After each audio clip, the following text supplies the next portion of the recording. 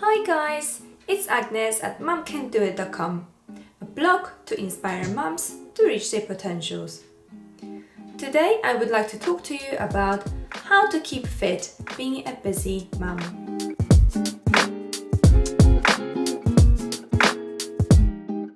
Now, as you probably know, I am a working professional and also I'm a busy mum to 3 young children, all the age under 11.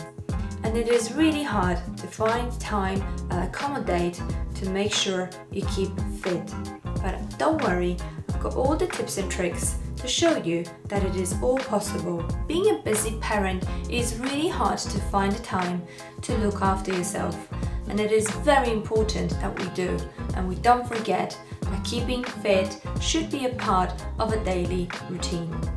I have recently written a blog post called Home Exercise Tips for Beginners for Weight Loss, and I would encourage you to check it out in the description below. But in the meantime, I just want to talk to you about how do I keep fit and what is my daily routine to make sure I accommodate the exercise in my daily life.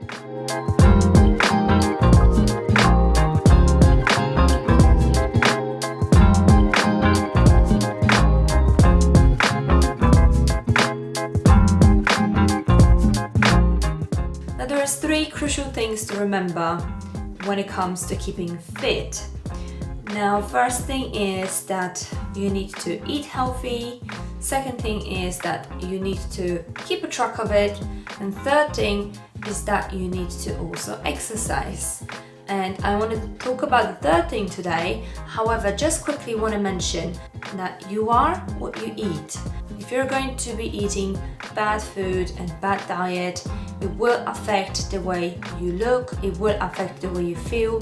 So it is important that we eat healthy and also that we eat at the right time. I wouldn't recommend eating food just before going to bed, or likewise, I wouldn't recommend snacking all the way through the day, because it's just not going to be a healthy or efficient way of feeding your body. And here in the kitchen I have my own schedule where I record my exercises, and this helps me keep on top of the exercise routine. So I would just mark what day I've done what kind of workout. I know it looks a little messy, but I've been using this for months now, for probably about 2 or 3 years, to keep a track, and I like to keep it just to see how well I've been doing. And I also record my weight and my measurements on it, and once every month I just weigh myself and I measure myself just to see whether I've gained weight or whether I've gained any inches on my waist, or just helps me keep on top of it really. I will link in the description below such chart for you also to download if you wanted to use it and adjust it for your own needs, but I really do recommend you using one if you wanted to keep on top of things. Light it up and we smoke, keep me high up off the ground, in a haze, in the crowd, we ain't ever. Now in the description below I will link my favorite exercise channels that I follow and I use when I'm exercising at home. So I basically just stand in my living room, put the YouTube on, put the video on and follow the instructor. Now if you're completely new to the exercising, I really would recommend you reading my post, because it takes you through the whole nitty-gritty of when to start, how to start, what to do and what to look out for. So please check it out in the description below. The very important thing to remember is that you always want to work out with warm up at the beginning and stretch at the end. Now a lot of little exercise routines that I saw online, which say, I don't know, do 7 minutes a day of certain exercise to lose a belly fat. I mean, they're very misleading, because what happens is they only show you that 7 minutes of pure workout. They don't mention or they don't encourage you to do a warm up at the beginning and at the end to do some stretches. So what's going to happen eventually, first of all, your muscles aren't warm enough to get you started on exercise, and then at the end you don't stretch it, because of which you are more prone actually to injuries. This is why you want to remember to always warm up and always finish your workout with stretches. Also, another thing to remember is that you probably want to alternate your exercises. So it is important to keep a break between the part of muscles that you exercise. So say if you was to do a leg exercise or things that focus on the lower body, the next time you want to exercise, you probably want to focus on upper body. And that way you're just keeping things alternating, and also you're letting your muscles recover from the previous exercise. Now, I don't exercise daily, but I do try to keep minimum of 130 to 150 minutes a week, because this is the recommended norm. And I used to exercise much more than that, but nowadays I've just got very little time left, so I prioritize other things other than exercising, whereas I probably should prioritize my health a bit more. But it is what it is, and I just cannot find time to do any more to what I already do.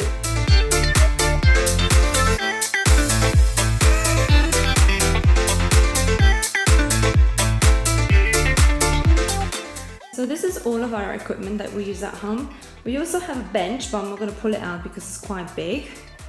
And we don't use it very often, only when we really want to kind of set up our own gym in the living room. And this is the space where I exercise. You probably would have seen me exercise in here before. The first one is the ab cruncher, which we only just recently got during the pandemic, and it was actually my husband's idea because he wanted to add some things to his workout routine.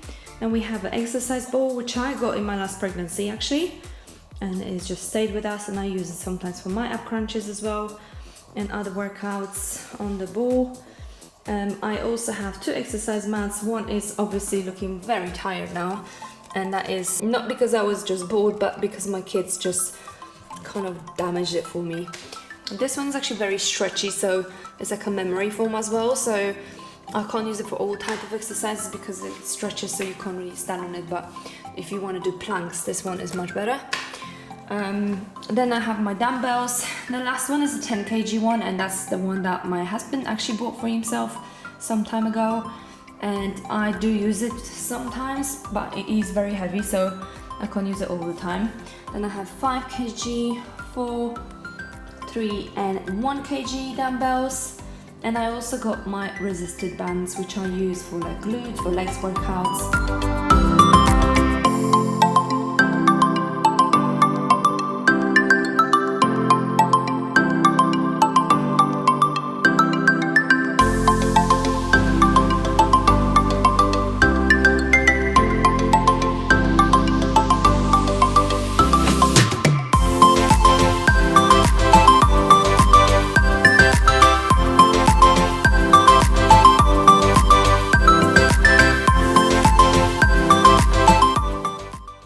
Completely new to the exercise, what you probably want to do is to set up yourself a goal.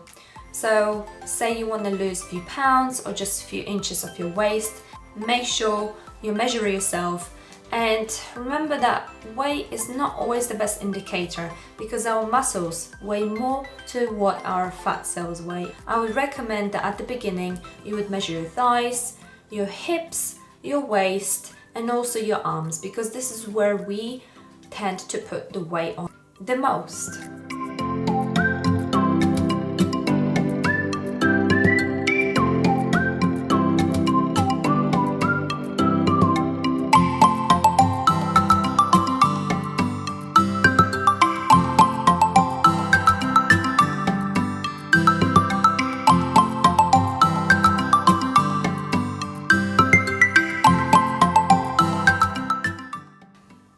Enjoyed this video, please subscribe to my channel and give me a like, and press the little bell to notify you when the new video comes up.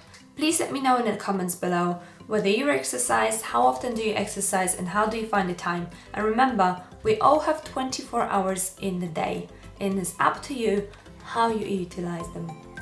Thank you. Bye bye.